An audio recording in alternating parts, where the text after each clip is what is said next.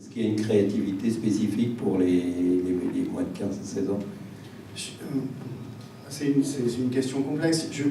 Plusieurs choses. Déjà, le mythe du gamer qui a 15 ans, c'est pas tout à fait vrai. C'est fini. Aujourd'hui, la moyenne d'âge du gamer en Europe, c'est 35 ans.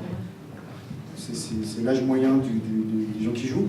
Nous, on a la chance d'être au moment où finalement, les générations de parents qui arrivent sont des générations de joueurs et il n'y a plus de cassure entre les jeunes qui jouent et les vieux qui ne jouent pas. Je me mets dans les vieux, ne vous inquiétez pas. Donc, il n'y a plus cette cassure-là. Cette génération, c'est une génération qui est extrêmement complexe parce qu'elle est très contradictoire. C'est à la fois des gens qui sont dans une forme d'ego et d'individualisme, et en même temps qui font partie d'un clan.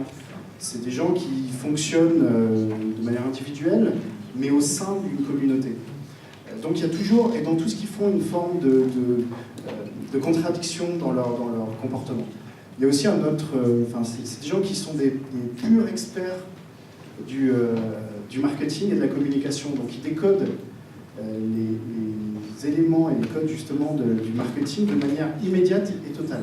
C'est des gens qui sont et qui détestent ça en plus. C'est la génération des adblockers, hein. C'est des gens qui ne supportent pas le message qui n'est pas dans un service ou qui ne leur apporte pas quelque chose. Donc, quand on a dit ça, on a tout dit, puis on n'est pas très avancé. Pour nous, le parti pris, mais qui est le nôtre, est de dire que la seule manière de parler à ces gens-là, c'est d'arriver à les divertir.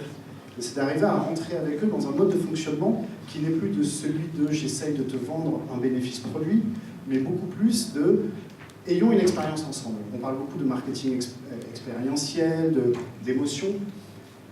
Nous, tout ce qu'on essaye de faire au quotidien, et quand on fait le masque avec Georges, c'est ça aussi, c'est se dire comment est-ce qu'on arrive à divertir, à rentrer dans une forme de dialogue avec ces gens-là et jouer avec eux. C'est des gens qui zappent toute la journée. Facebook nous parlait récemment, je ne sais pas si vous savez à peu près combien de mètres un pouce grimpe par jour en scrollant. C'est à peu près 300 mètres, c'est la taille de la Statue de la Liberté, tous les jours en scrollant. Donc ça vous donne une ordre d'idée du côté zapping de cette classe, de cette génération, et donc du nécessaire divertissement qu'il faut qu'on ait pour pouvoir créer une relation avec eux.